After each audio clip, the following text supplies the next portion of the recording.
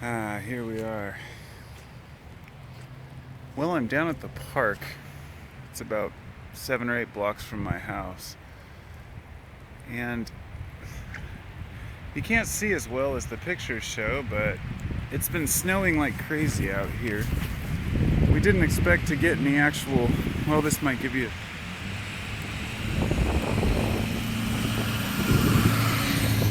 we didn't know whether to expect a lot of snow because we're always told, oh, it's going to snow, it's going to snow. And 2 days ago they say, it's going to be some crazy storm, and we end up getting hardly any snow.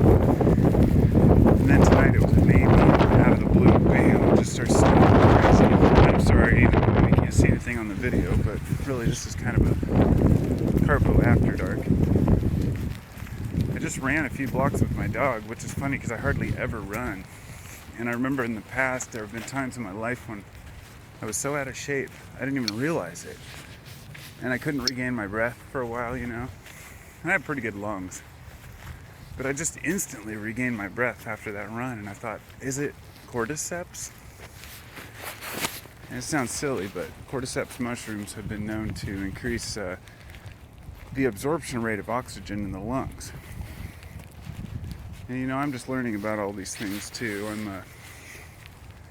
The more oxygen we can get to the brain, the more brain oxygen the brain can utilize, it can, oxidize glucose and hence produce the faculties for producing thoughts and whatnot. I don't know if you can see my dog over there, but I'm here with my dog Juno, and he's like a white husky looking dog, but he's really a cross between a Norwegian Elkhound and an Akita, I believe. Anyway, what's up, Juno? I'm letting him explore on his own here. It's damn cold with my hands out here because I'm holding a cider with one hand and the phone with the other hand, recording here. So this is kind of an impromptu video, and I just wanted to say that along the lines of consciousness, reality, and whatnot. It's amazing how we can change what we want to think and how it can change our lives. I can't focus on this enough. I feel like every time I bring it up, I don't want to be cliche or sound like one of the, you can do it type, create your own reality people. And a lot of folks are talking about that. The problem is that it's almost like saying, you too can do trigonometry without teaching you the algebra first. Come here, boy. And that's the problem. You can't learn the complicated things without getting a grasp on a lot of other information. So when we talk about the law of attraction, manifesting destiny, those are all great ideas. But what does that really mean to the average person? If you don't understand how to change your thinking patterns, then how is that supposed to serve you? And I don't know. I think each person has their own demons to answer to, if you will, metaphorically. I know a lot of people take demons literally, but I'm talking about the idea that we all have our problems. And whoa, there's a tree down over here. Probably can't see it though. Big tree. Oh, how sad. It was a beautiful tree. Anyhow,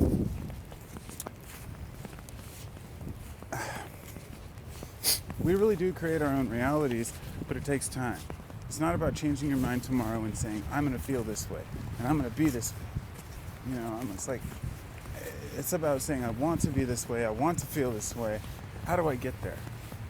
So you can tell yourself, I want to think positive, but if everyone around you is negative, it's nearly impossible for you to really feel you're at 100%. So the idea is to learn to deal with the percentage you have and work your way up from there. So the more insight you gain into yourself, the easier it is to tell other people to fuck off, basically.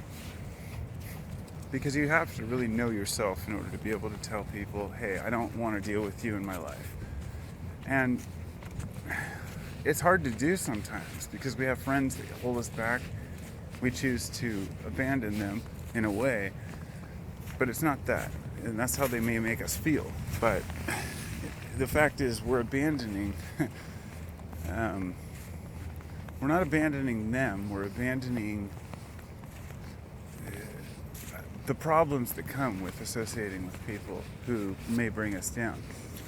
But anyhow, in the meantime, after we've dealt with negative people, really it's only ourselves and our surroundings and circumstances. But even circumstances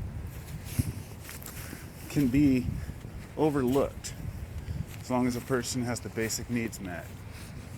So I think that people can really feel content and happy in life, regardless of where they live or their economic status, but they can't live how they want if people around them are bringing them down, because the energy of people, there's a reason they call them energy vampires. They really do suck your energy. And then there are the people that want to bring you down with them. But anyhow, you get past that, and then all you have left is to deal with yourself. And yourself is a complicated issue. And that's why we can't just decide tomorrow I want to be Mr. Billy Positive. But we can. We can. I mean, I'm only saying this because I've spent the last few years really working on it. And I still have my negative moments where I'm like, meh. I'm still cynical and I can still be arrogant. All those things are natural. And that's fine. You don't have to abandon all that. You just have to work on it piece by piece and say which parts don't suit me well.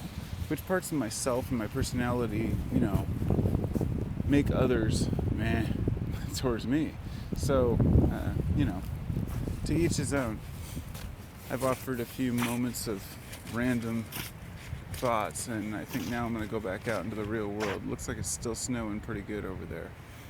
It's nice and calm in here, but just letting the dog run free for a minute. Whoa, I just looked down at the time and it was 7:19. I guess I should throw that on then. It must be the universe talking to me. I really do believe that not the universe talks to people, but rather your subconscious does, by picking up on cues and subtle hints around you. Which, let me tell you, that to me is even more amazing, or just as amazing as, some God or universal mind causing me to look at the clock at certain times, or look at my, I've looked at my videos at 7:19 several times, and I rarely look down at the actual time. And I actually thought about doing like a 7:19 p.m. show, because every night I'm like, I want to do a video, and I look at 7:19. I'm just like, whoa, And so I just take it as a subtle hint that my subconscious is talking to me, and I think that that's important for us to listen to those cues whenever they come and however they come, because the universe is conscious in my eyes, and in its own way, and if you play the game and follow the natural laws, then good things will come to you. And that's the idea, to come full circle. The power of destiny, the power of manifestation, or creating your own reality. It's a fantastic idea, but you have to have a good reason to do it. And I'll just say this, that when people talk about the law of attraction, it's a great idea, but anybody who's mature enough to understand how to actually apply it realizes that you're not trying to attract anything material in the first place. It was always happiness that you were seeking. But not just even happiness, but understanding. A realization that this is the life we have, and we got to make the most of it. Hey, buddy. My dog's having a great time. Anyway, namaste, my friends, and I will talk to you soon, and have a wonderful day.